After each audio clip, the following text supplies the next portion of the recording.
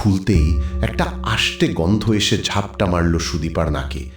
বৃষ্টির দিনে এই পুরনো বাড়িতে এরকম গন্ধ ওঠা বিচিত্র কিছু নয়। সুদীপা নিজে অভ্যস্ত এই গন্ধের সাথে, কিন্তু তবুও আজ গাটা কেমন যেন গুলিয়ে উঠল। কোনো মতে নিজের কাক ভেজা শরীরটাকে ঠেলে নিয়ে গেল স্নান ঘরে।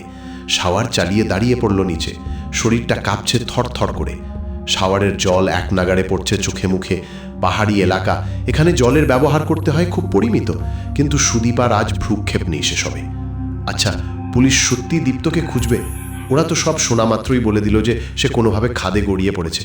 বাড়িতে কি এখনই সব জানাবে সুদীপা, নাকি অপেক্ষা করবে সন্ধ্যার?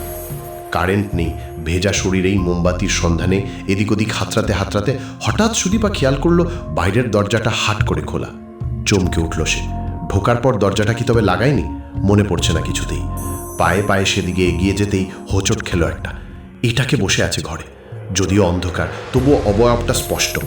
আতঙ্কগ্রস্ত গলায় সুদীপা চেঁচিয়ে উঠল, কে কে ওখানে? কৌশিক? কৌশিকবাবুর প্রত্যাশাতে ছিলে বুঝি? কে? চিনতে তো ঠিকই পেরেছ সু, আমি তোমার দীপ্ত।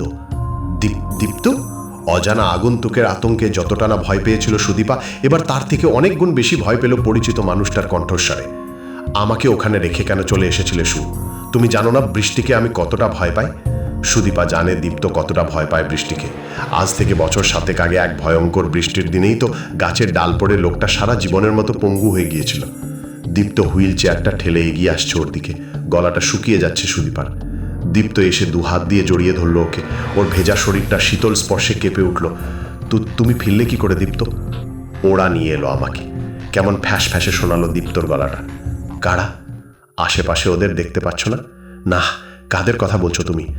ওই যে আধারের বাসিন্দা যারা, যে আধারে আজ তুমি আমাকে ফেলে এসেছিলে। দীপ্ত? চিৎকার করে উঠল সুদীপা। তোমায় ছাড়া যে আমার এক মুহূর্তও চলে না সু।